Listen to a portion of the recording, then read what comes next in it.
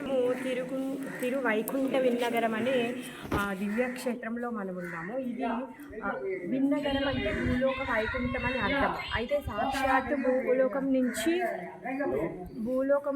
భూలోకానికి వైకుంఠము వచ్చినటువంటి స్థలం అన్నమాట. ఇక్కడ వైకుంఠనాథుడు విరాజమానుడై ఉన్నాడు. శ్రీదేవి, భూదేవి, నీలాదేవి సమేతంగా ముగ్గురు తయారులతో కలిసి చాలా అందంగా కూర్చొని ఉన్నారు. ఆదిశేషుడి మీద కూర్చొని ఉన్నారు. ఇక్కడ ఉన్నటువంటి తీర్థము విరజా నది. భగవంతుడి యొక్క లోకం నుంచి సాక్షాత్తు ఆ విరజా నది భగవంతుడి సేవ కోసం ఇక్కడ వచ్చి ఉందన్నమాట.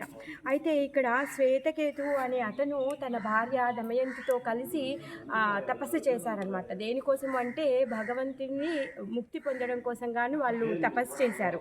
అయితే వాళ్ళు వైకుంఠానికి వెళ్తాము అనేసి అనుకుంటారు. కాకపోతే వాళ్ళు వైకుంఠానికి వెళ్ళే దారిలో ఈ భౌతికమైనటువంటి బాధలను తప్పించుకోలేకపోయారంట. దానికి అర్థం కాక నారదమునిని అడిగితే నారదముని ఏం చెప్పారు అంటే, మీరు పోయిన జన్మలో కొంచెం కూడా ఏమి పుణ్యకార్యాలు చేయనందువలన మీరు ఆ విధంగా అయిపోయారు. అందుకనే మీరు ఇక్కడికి వచ్చి భూలోక వైకుంఠం ఏదైతే ఉందో ఇక్కడికి వచ్చి మీ తపస్సును చెయ్యండి అనేసి చెప్పారనమాట. ఆ విధంగా వాళ్ళు ఇక్కడికి వచ్చి తపస్సు చేశారనమాట. తర్వాత ఇప్పుడు మనం దర్శనం చేసుకునేటటువంటి ఏవైతే క్షేత్రాలు ఉన్నాయో ఇవన్నీ తిరునాంగూరు తిరుపతులు అనేసి అంటారనమాట. వీటిని 11 తిరునాంగూరు తిరుపతులు ఉన్నాయి. 11 తిరుపతుల్లో 11 మంది రుద్రులు ప్రార్థించారు.